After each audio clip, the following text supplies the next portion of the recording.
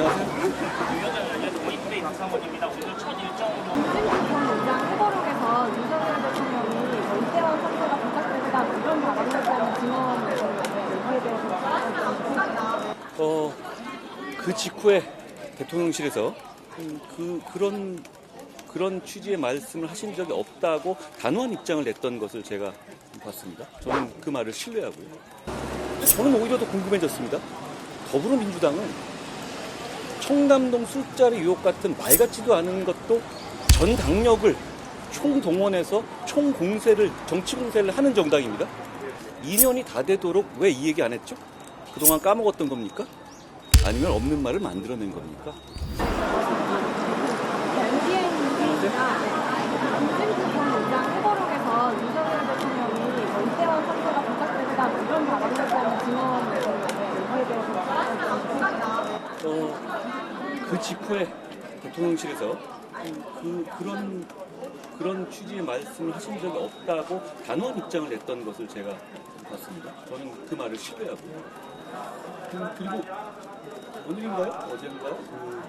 민주당의 박홍근 의원께서 페북에다가 긴 글을 쓰셨어요. 그 취지는 김진표 의장님과 대통령님과의 대화한 다음날 아침에 8시 반에 아침에 30분을 통화했는데 거기서 그 말을 그대로 들어서 자기가 메모를 해놨다. 그런 걸 말씀하시더라고요. 그 근거인 것처럼.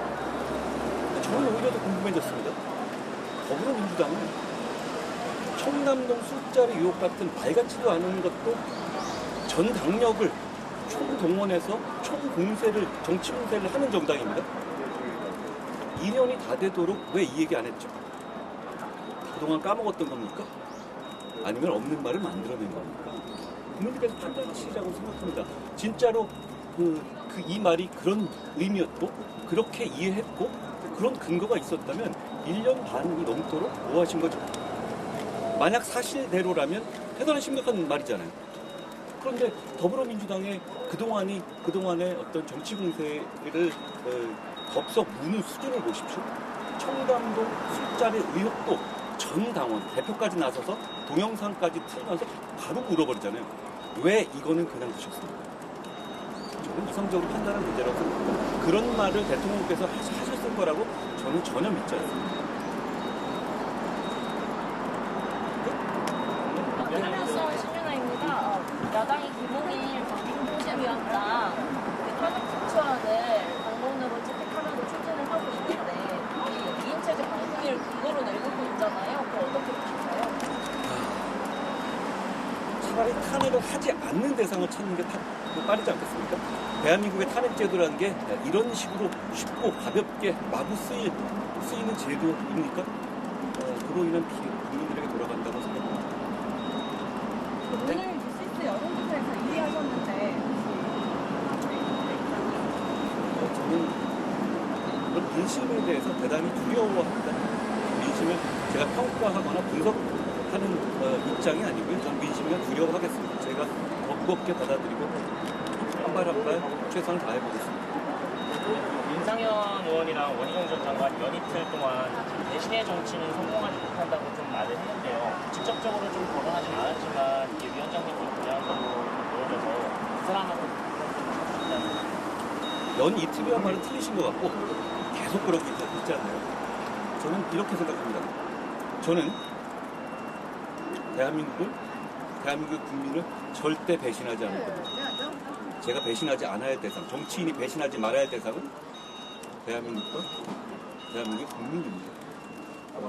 당정관계 같은 것은 이런 겁니다. 당정관계가 정치의 목표입니까? 정치의 최종 목표입니까? 그게 아닙니다.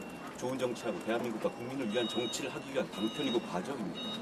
저는 그 과정이 협력과 견제, 사안별로 충실하게 토론하고 사안별로 국민과 대한민국을 위한 정답을 내는 방향이어야 한다고 생각합니다. 그렇기 때문에 제가 당정관계의 합리적 쇄신을 말씀드립니다. 대한민국의 많은 국민들이 그걸 원하고 계시지 않습니까? 고맙습니다. 이제 한 가지만 더 물어봤습니다. 다시는 너무 많이 하지 않습니다. 오늘 트럼프랑 바이든이 첫 TV 토론 나서는데 조기 협상하는 과정에는 좀 있지만 대선 전에 좀 방위비 분담금 협상이 마무리될지 좀 모르는 상황이거든요. 트럼프가 만약 당선될 경우에 방위비 분담금 부담이 좀 대한민국 쪽에서 증가할 가능성이 있는데 반대쪽 후보로서 이 문제는 어떻게 물꼬를 찾아야 한다고 보시는지. 대한민국의 입장은 지정학적으로 그렇고 경제적으로 그렇고 군사적으로 그렇고 굉장히 성장해 있습니다. 예전의 대한민국이 아니죠. 저희 국익을 위한 정책을 찾아야 합니다. 그런데 어떤 미국에 대해서는 우리를 비롯한 모든 국가들에게 큰 변수가 됩니다. 거기에 대해서 책임 있는 정치인, 어떤 가정을 전제로 해가지고 이럴 경우 어떨까, 이럴 경우 어떨까를 많이 말씀드리는 게 좀 도움이 될 것 같지 않아요. 주시해야 하고 그 시점에 맞게 그 상황을 정확하게 주시해서 대한민국과 대한민국 국민을 위한 정책을 찾아 나가야 합니다. 우리 정부도 이미 그렇게 하고 있다고 저는 생각합니다.